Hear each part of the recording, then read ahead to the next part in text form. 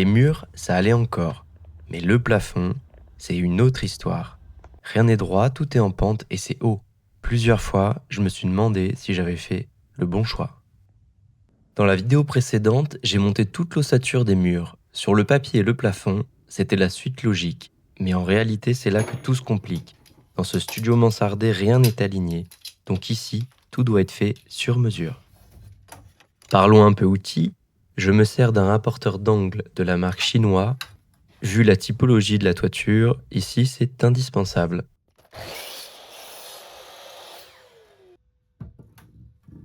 J'attaque la première zone. J'ai trouvé bien de commencer par une des plus compliquées, car anguleuse et difficile d'accès.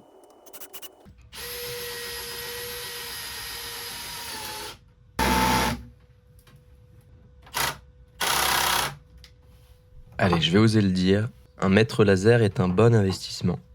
Tu gagnes en précision et en efficacité. Comme une grande partie de mon matériel, c'est un Makita, passion Japon. Aussi, je vous ai préparé une petite liste des outils dont je vous parle ici, que je compléterai au fur et à mesure. Liste que vous trouverez en description si je l'ai finalisée.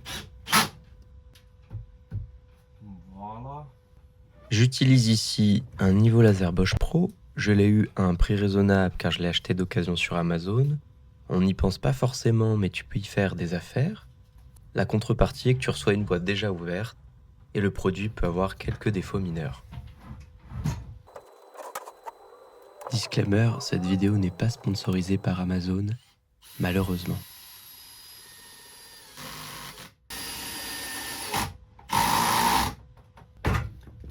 Et le prix de ma liberté. C'est cadeau, vous l'avez en tête pour maintenant quelques heures minimum.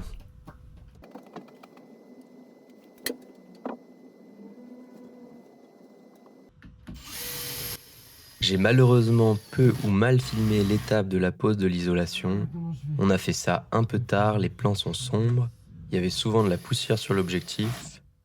Pour info, on y a mis de la laine de bois en 8 cm d'épaisseur entre chevrons, et par la suite, je viendrai poser 6 cm entre les demi-chevrons que je suis en train d'installer.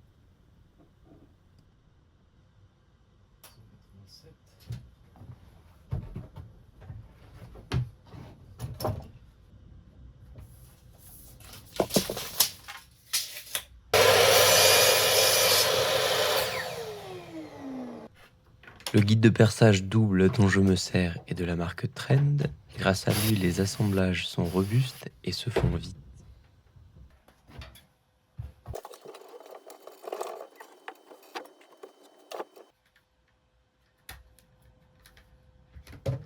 J'ai en main un serre-joint de la marque Irwin. C'est un serre-joint assez classique. L'avantage est qu'il est réversible et qu'il a une bonne poussée. Oh là.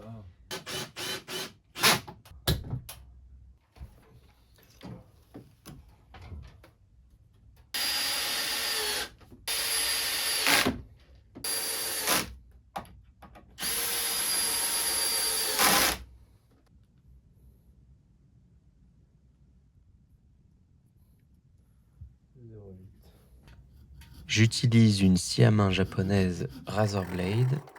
La lame est remplaçable. Elle est très tranchante. C'est vraiment un indispensable quand tu travailles le bois.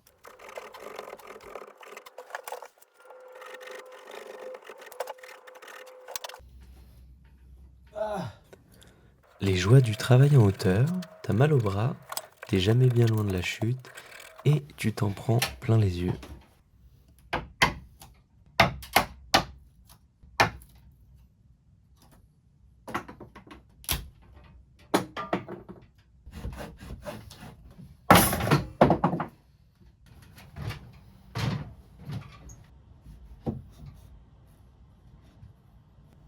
Celui-ci est un serre-joint de la marque Bessey. Il est simple, efficace, il se met vite en place. Par contre, il faut faire attention aux doigts. Si tu n'as pas la ref, il faut regarder le premier épisode. Nouvelle partie du toit, la plus grande. Je commence par le contour des pans de toiture. Il y a de la longueur, de la hauteur. La tâche est ardue.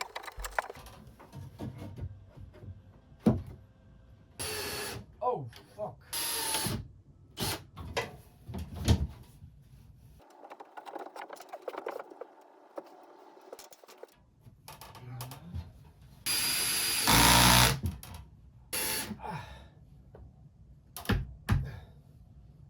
Solide.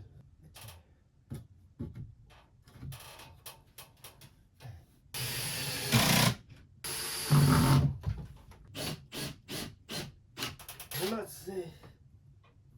Aïe, les yeux.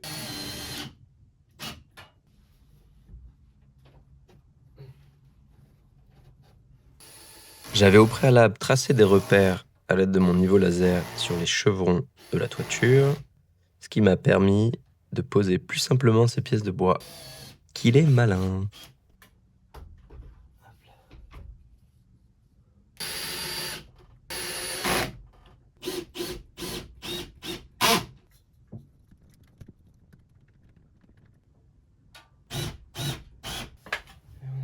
Je passe maintenant à la partie basse. Je m'octroie donc une petite pause avant de terminer la partie haute restante, qu'il est bon d'avoir les pieds sur terre.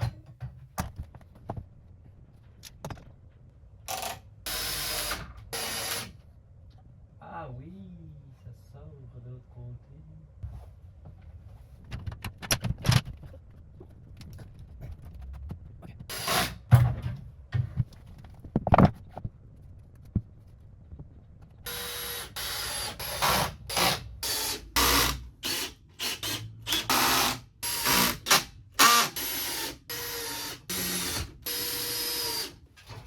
Me voilà de retour en haut de mon escabeau. On passe à la suite et à la fin de la partie haute. 172,5. 256. 356. De danger potentiel ici, la chute et la sieste.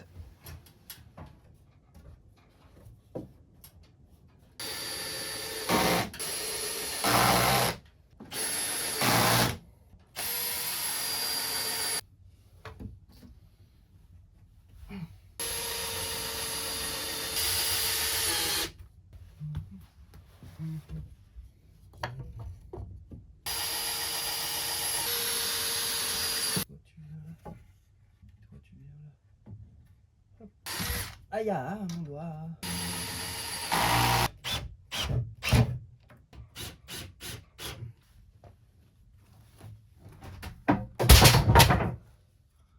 Super. Ouais, je suis gogol. J'ai mis ça au pire endroit. Je me suis trompé de sens. Je vais jamais pouvoir le visser ici. Voilà.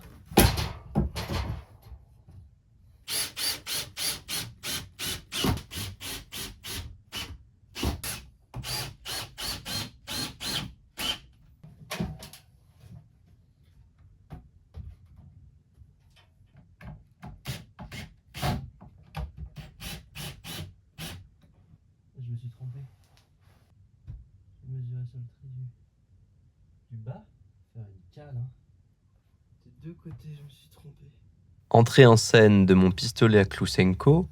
J'ai aussi le petit compresseur de chantier qui va avec. Il a été parfait pour fixer le lambris au plafond. Teasing d'une des prochaines vidéos. Et on est déjà sur les derniers cadres. Attention, erreur imminente. Ah putain, mais y a pas un moment où tu vas pas te tromper. Juste...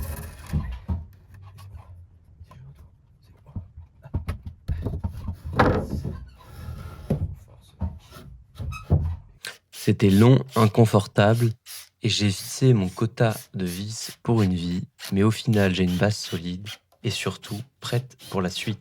Le vrai défi, il arrive maintenant, ou plutôt au prochain épisode. Je vais faire toute l'installation électrique, et j'ai jamais fait ça. Œuvre ensemble, j'espère que je me trompe pas.